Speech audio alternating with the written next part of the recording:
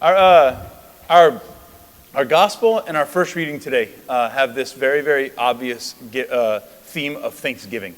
And as I was reflecting on that theme, I couldn't help but remember when I was a kid, when Christmas and birthdays and those kind of things came up, my mom would always sit me and my sister down. Like, we had our rhythm that we would do for Christmas, right? We would go to my dad's mom's house on Christmas Eve, my mom's house on Christmas Day.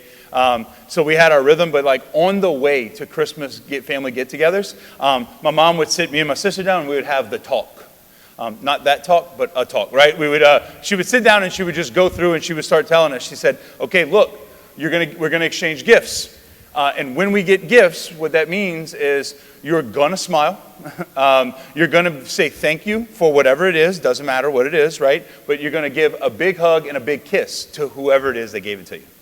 Like, that was her biggest thing, right? It wasn't going to be that we open up a gift and it was like, oh man, what is it? Or we were going to I really don't like this, or have a face of disappointment. She basically told us very, very clearly, you open up a present, you're going to like it, so you better smile, right? You're going to be excited and happy that you're doing this, right? Then you're going to go up to the person, you're going to say thank you, you're going to give them a big hug, big kiss, and it's going to be wonderful, right? Doesn't matter how wonderful the gift is, doesn't matter how terrible the gift is, does not matter. You will be happy and you're going to enjoy it. She said we could criticize it later, that's fine, but in front of your family members, whoever gives you this gift, you are going to be more excited than you could ever imagine, right? So it was a lot of fun. What I would do is I would try and make sure that the aunts and the uncles that gave the not so great stuff, the kind of whatever, right? Kind of weird stuff. They would we would always hope that they would do it first, because then we could be oh, thank you so much, and fake, absolutely fake, right? But whenever we would get something that was awesome, we'd be oh, yeah, and you could see the different and the genuine excitement in our face. It was really fun to do this. My mom was raising a couple of little sociopaths, so that's basically what I was doing. But I just remember that was what we learned, and me and my sister, at the time, we would when she would start this, she would start going into this, we're we know. But one of the things that growing up now, my sister and I have talked about this, we're actually really grateful that my mom made us this, choose to be grateful, choose to be gracious. Because Thanksgiving, graciousness, gratitude, right, that's a choice. It's something that we actually have to choose. It's not just a feeling. It's not something that just kind of comes and goes, but it's meant to be a choice. And honestly, I think, especially as we look at today's first reading and gospel, I think we could tease out three elements that really show thanksgiving. The first one is we have to receive something, right? That we actually have to get something. We have to recognize that we are receiving something. Right? If we don't receive something, there's nothing to be grateful for, right? So, number one, we have to receive something. Number two, when it comes to being thankful, we have to recognize the value of that which we have received, right? We have to recognize the value of the gift, right? And then the third one is after we receive it and after we recognize the value of it, we have to then put it to use. Three pretty basic things that shows that we are thankful for something. Growing up as a kid, when I got my first PlayStation 2, I'm dating myself. Yes, don't do the math, but I remember when I was a kid, and I got my first a video game system. I was thankful because I wanted it, right? I got something that was awesome. And then number two, I definitely recognized the value of it, right? I recognized that this is a big gift, right? And then number three, I put it to use to the point that it crapped out on me and I had to get another one, right? It was great. As you get older, you get your first car, right? And someone gives you a vehicle. I remember when I got my first car, I was oh man, I received something, got those keys, right? Yes, this is going to be awesome, right? Secondly, I recognize the value of it. This is an amazing gift. Oh my goodness. And it's not just monetary, but it means something, right? There's this freedom of being able to come and go as I please and all this kind of stuff. That's awesome. And then thirdly, you put the thing to use. I was telling some family this week. I said, I realized last Christmas that I'm getting old because I got excited because last Christmas, my best gift, and sad, but it was an air fryer. And I'm I'm getting old because I'm starting to get fired up about appliances, and that's not good. Anyway, right? But I tell you what, I received something. I have been putting that thing to use. Used it all day today, right? Meal prepping for the week. And like, I recognize the value of the gift, right? Because I can cook 7 hamburgers or 8 hamburgers at a time and not just 3. But anyway, like, so like, it's a great, like, it was just one of those things that was like really, really awesome. And I recognize the value of the gift. I'm thankful for the gift. In our gospel, in our first reading today, though, that gift is something much, much more valuable. The gift is something that has a lot more of an impact, but it is something that we still have to receive. Our first reading today, right? So let's break this open. Our first reading today, I think, gives us a great way of seeing what it means to receive the gift. Now, for example, when it comes to the first reading, we kind of got dropped in at the very end of this reading.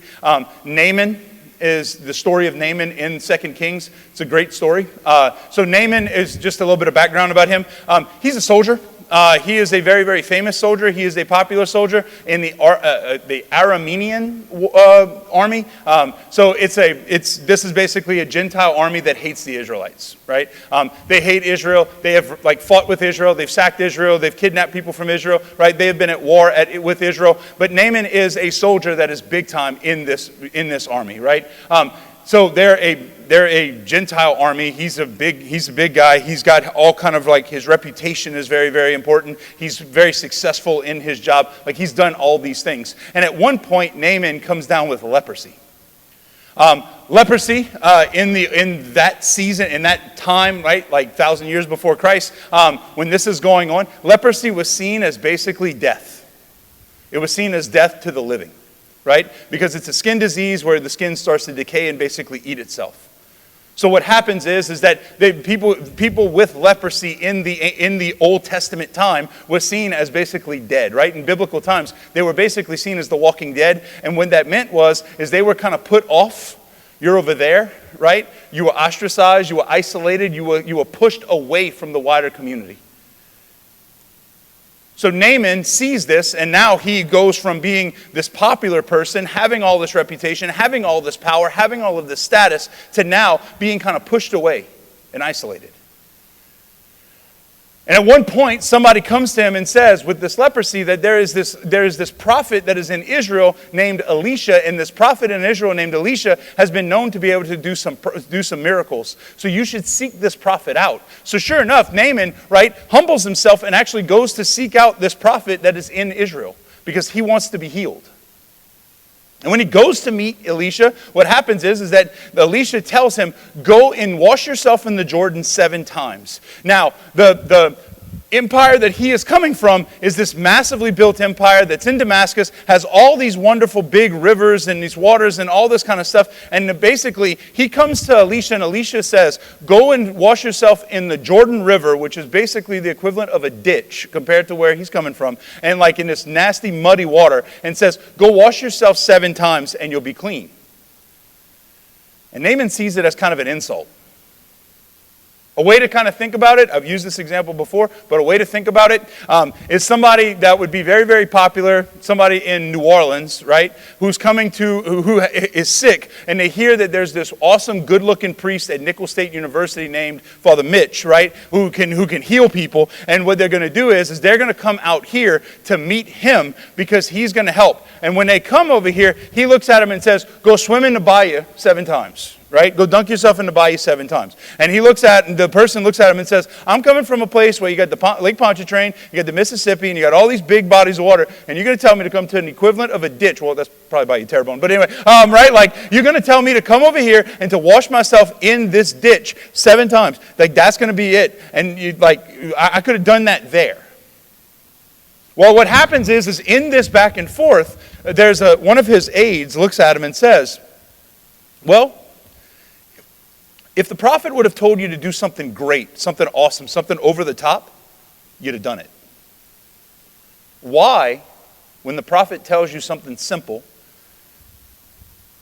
is that not good enough? You should just do it. Even though it's simple, do it. That's where we pick up in the first reading. Naaman washes himself 7 times. And when he does, he comes up and we hear his skin is like that of a baby, like of a child. It's pure, it's clean. And from there, he praises Israel's God. The same place that he was warring with, he now praises.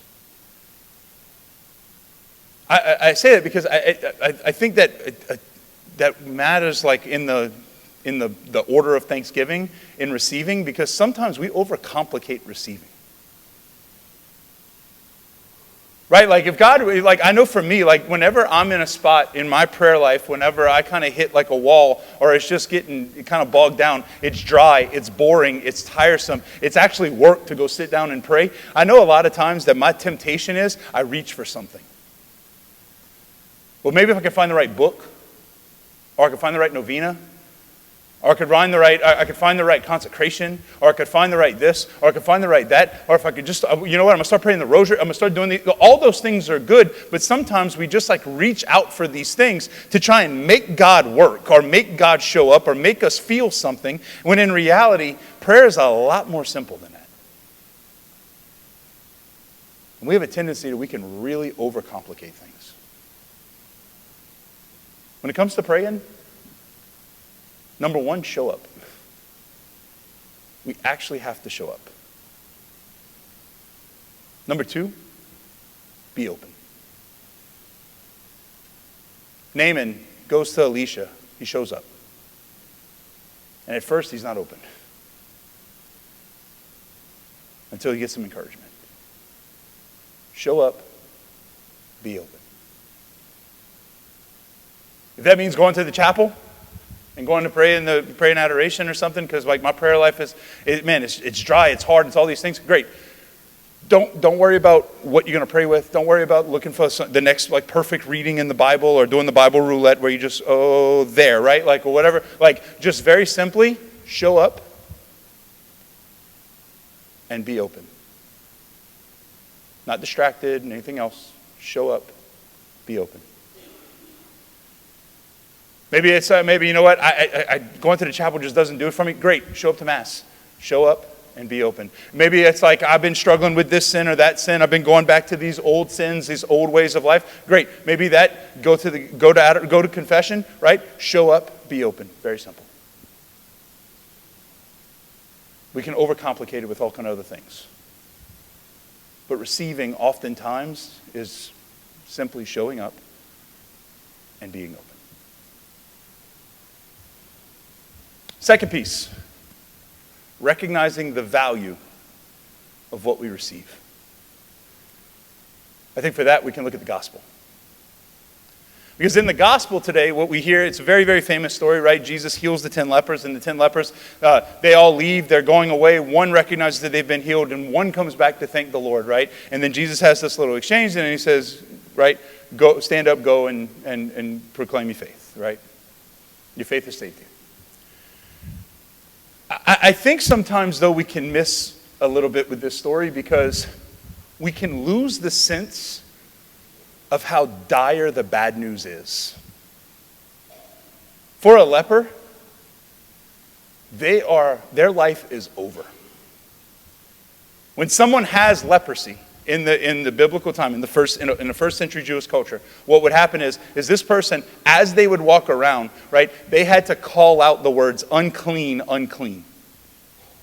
They had to say the words unclean when people were close to them because a leper was considered dead, right? They were considered the walking dead. And in the Jewish world, if you touched a corpse, if you touched somebody that's dead, if you touch blood, if you touch some of these things, what would happen is it would make you ritually unclean, and then you couldn't go to the temple to offer sacrifice to go and pray.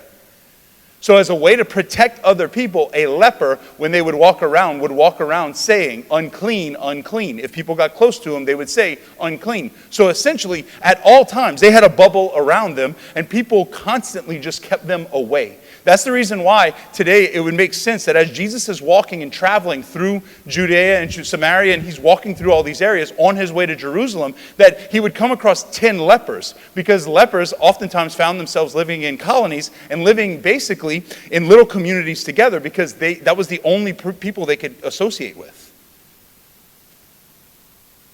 They were a walking graveyard. When someone had leprosy, They were seen as dead. They were ostracized from their family, ostracized from their community, pushed out onto the peripheries of society. Nobody look at them, nobody talk to them, nobody associate with them, because their life is over, even though they're alive. They watched themselves rot away, fingers first and working its way up. It was a slow-moving death. So whenever these 10 lepers come to Jesus, they have a little bit of hope that this miracle worker who's been walking around doing different things might actually be able to do something for us. So their cry to Jesus today in our gospel is not just a, Jesus of Nazareth, help us. It's desperate. Their cry out to Jesus is, Jesus, Master, have pity on us. It's not just, Jesus, Master, have pity on us. It's, Jesus, Master, have pity on me. Because I'm desperate. There is no other option. I've been condemned to death, and I'm still here. So when Jesus looks at them and says, go show yourself to the priest was the one who judged if someone had been healed of leprosy or not. The priest was the one that looked at the sores and basically said, that's leprosy or that's not. So Jesus says, go and show yourself to the authority. And as they're doing it, one of them recognizes, I've been healed. So his first move is not to go get it confirmed, but to go thank the one who did it. So he sprints back to Jesus and falls at his feet, thanking him. Because his life has now been restored. He gets his family back. He gets his community back. If he's a parent, gets his children back. He gets his life back. What happens whenever they're walking away is 10 mini resurrections take place. And they have a chance at their life again.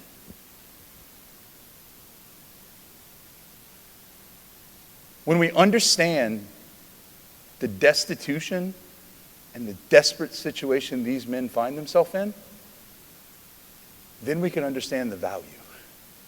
When we understand the need, we can appreciate and reverence the value of the gift. Well, leprosy is nothing compared to sin. Leprosy is nothing compared to the state that humanity finds itself after original sin. Because after original sin, humanity is locked out. We're done. We're condemned. We have no hope of resurrection. We have no hope of eternal life. Our relationship with God has been broken and cannot be fixed. It cannot be healed by our own power. That there is no hope. Destitution, being ostracized, like we are out. And it's only through Jesus. It's only through his sacrifice. It's only through his passion, death, and resurrection. It's only through him, Jesus Christ, becoming man, stepping down into the world, and dying for our sins, that any of us has the hope of eternal life, the hope of heaven, the hope of resurrection, the hope of mercy, the hope of being in God's good grace.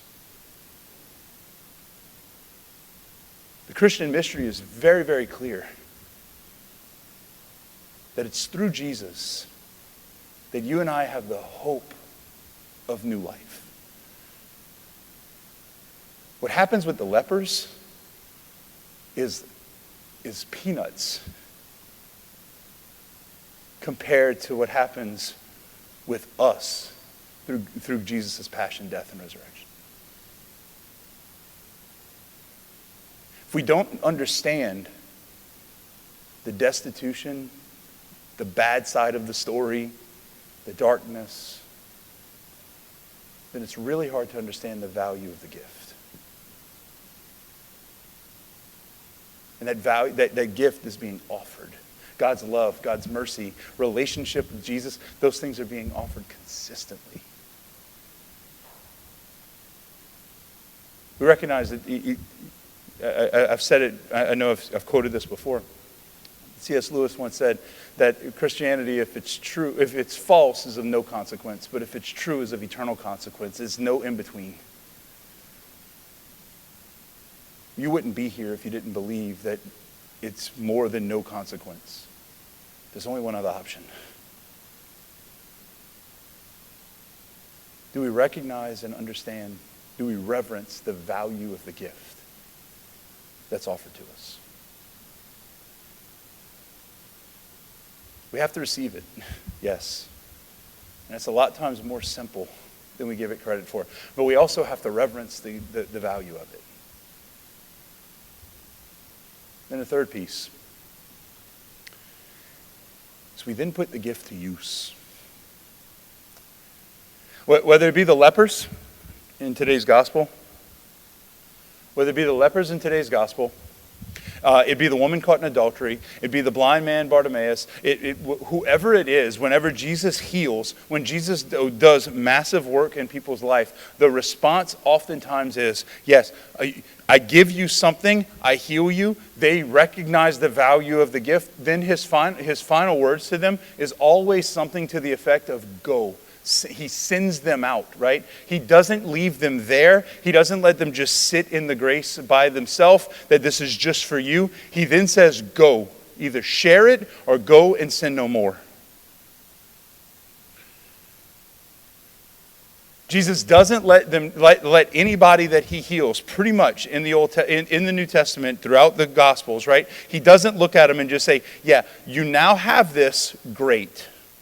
Stay right there. And you don't have to do anything else. There's always something attached to it of go. Today, what we hear, right? After the person comes to him, he says, stand up and go. Stand and go. Your faith has saved you. He sends people out. I know for me, if I'm honest with myself, on a weekly basis, I talk about a lot of dumb stuff with people. I'm sure y'all know this, right? Like if you're around here ever. I have opinions about movies. I got opinions about politics. I got opinions about sports. I got opinions about my opinions, right? Like, and all of them are facts, right? Like that's the thing, right? But like all of these kind of things, I will get on a soapbox about dumb stuff left and right. But if I'm honest with myself, there's very few times in casual conversation that I share about my faith. I'm supposed to do it up here with a microphone and the vestments and all that stuff. I'm supposed to. But how often in casual conversation do I share about what's going on in my faith, in my prayer, my experience of Jesus? We talk about the things that we love. We talk about the things that we're interested in. We talk about the things that seize our imagination. We talk about the things that we actually put our energy towards. My challenge to us is to go.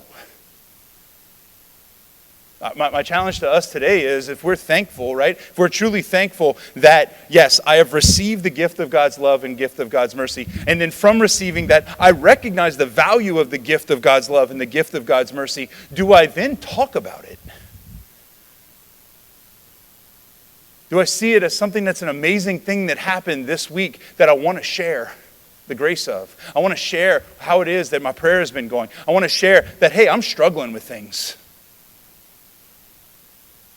Or is it something that, nope, I just keep private and tucked away and hidden? I've said it before, I'll say it again. The last words of the Mass, they're an imperative sentence. Go and announce the gospel of the Lord. It's not a suggestion. It's a command.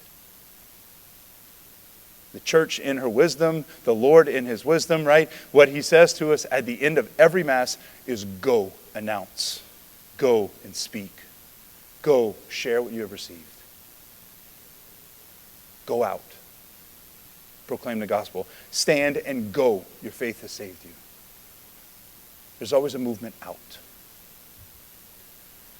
Today as we come to Mass, we come to receive the Lord.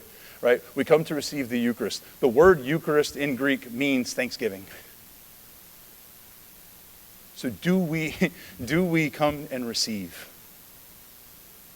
Not just come in line and get our cookie and go home, but do we come to receive all that the Lord has for us? As we come, do we recognize the value of that which we receive? Do we recognize the value that Jesus Christ himself steps down to feed us? And then do we put the graces to use? So we go forth. Do we share? Are we going to speak? Are we going to give glory to God for what he has done and what he is doing?